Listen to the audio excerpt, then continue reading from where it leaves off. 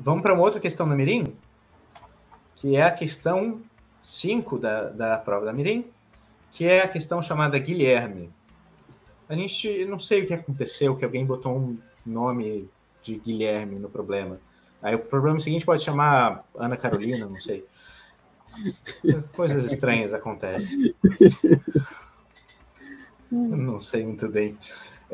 Bom, esse problema número 5, Guilherme, ele tem uma conversa sobre as línguas têm família. De fato, os linguistas, quando estudam como as línguas mudam no tempo, eles é comum usar essa metáfora das famílias para falar das línguas. Porque a gente pode pensar, por exemplo, por que o português é parecido com o espanhol, né? É como se eles fossem parentes. E eles são literalmente parentes, no sentido de que o português e o espanhol, junto com outras línguas, derivam de uma mesma língua. No passado, essas pessoas falavam a mesma língua, as antepassadas dessas pessoas falavam a mesma língua, e eventualmente essas comunidades ficaram separadas o suficiente para que essas formas fossem se diferenciando. Então é como se fossem filhos dessa língua mãe, e isso forma uma família, que é a família das línguas românicas. Se a gente estuda a história, a gente sabe que tanto português quanto espanhol foram línguas que derivaram de uma forma particular do latim falado no Império Romano, como várias outras línguas faladas na Europa e depois faladas no resto do mundo. Então, os vários franceses, o italiano, o romeno, o catalão, enfim, várias línguas pertencem a essa família. Mas não é só isso.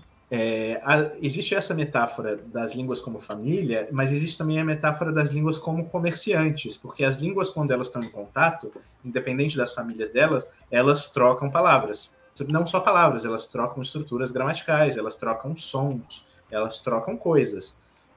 A gente vê isso, várias palavras, por exemplo, do mundo da informática, que a gente fala em inglês, mais ou menos em inglês, acomodado, né, no português, mas, enfim, esse fenômeno acontece no português hoje, como acontece em todas as línguas, em todos os tempos. Sempre que as línguas têm contato, naturalmente elas trocam. E aí a pergunta é, porque aí algumas palavras abaixo estão seguidas da sua tradução no português. 4 dessas palavras são palavras nativas da família germânica. O enunciado explica antes. A língua inglesa é uma língua germânica, ou seja, da mesma família do alemão, do sueco, do norueguês, do islandês, de outras línguas faladas principalmente no norte da Europa, e em contraste com o português, com o espanhol, com o italiano, que são línguas da família românica. Porém, o inglês teve muita influência de línguas românicas através do francês, por motivos históricos também. Os reis da Normandia, que eram dinastias francesas, dominaram a Inglaterra por muitos séculos. Então, enfim, talvez vocês já tenham visto seriados que mostram essas tensões na família real britânica, enfim. A Joana d'Arc, e aí tem muita coisa sobre isso.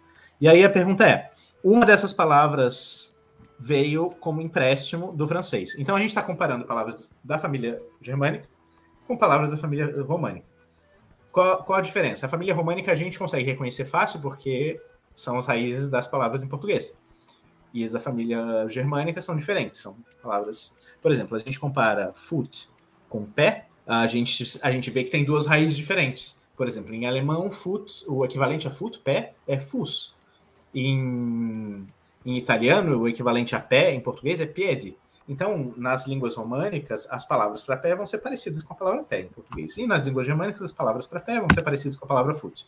E aí a gente vê que tem 2 raízes diferentes aí, certo? A mesma coisa acontece com fire e fogo. Feuer em alemão, ou foco em italiano, etc.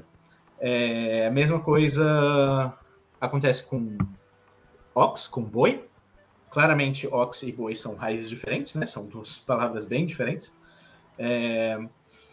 E as duas alternativas que faria sentido a gente ficar em dúvida seriam battle, batalha, e futebol. São 2 palavras que elas são parecidas em inglês e em português. Se elas são parecidas em inglês e em português, então rolou algum empréstimo entre as 2 famílias, certo? Mas aí a pergunta é, o empréstimo veio das línguas germânicas para as românicas ou das românicas para as germânicas?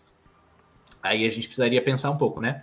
Por exemplo, no caso do futebol, dá para perceber que o empréstimo foi no sentido contrário, né? Do inglês para o português.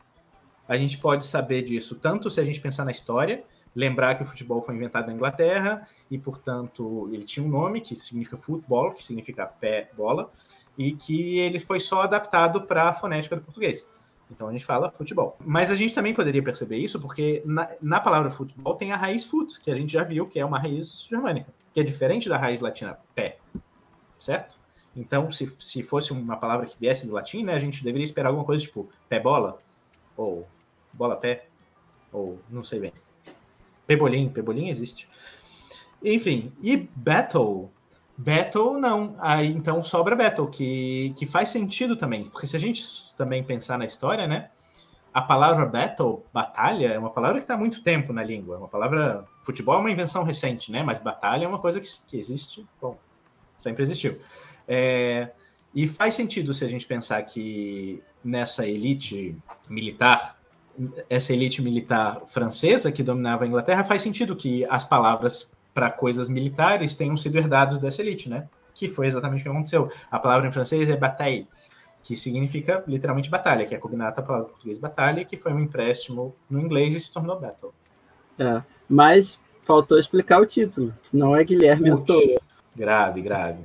É interessante também, porque em diferentes partes da Europa, as línguas... Porque o que aconteceu? Vocês devem ter estudado isso na escola.